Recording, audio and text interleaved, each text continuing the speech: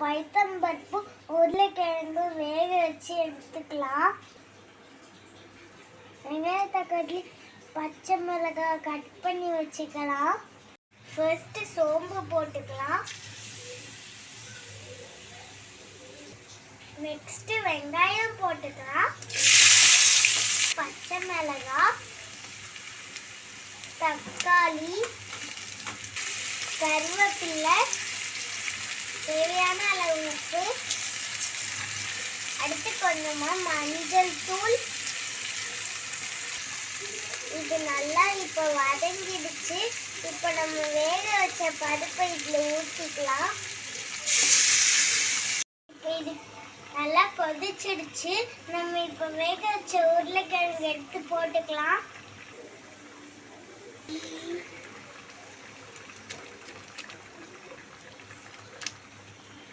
இப்போ கொஞ்சமா தேங்காய், சோம்பு,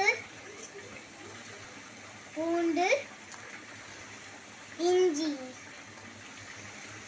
இது எல்லாத்தையும் போட்டு அரைச்சிக்கலாம். இதை அரைச்சாச்சு. இதை இதில் ஊற்றிக்கலாம். இப்போ இது கொதிச்சிடுச்சு. நம்ம இப்போ கொத்தமல்லி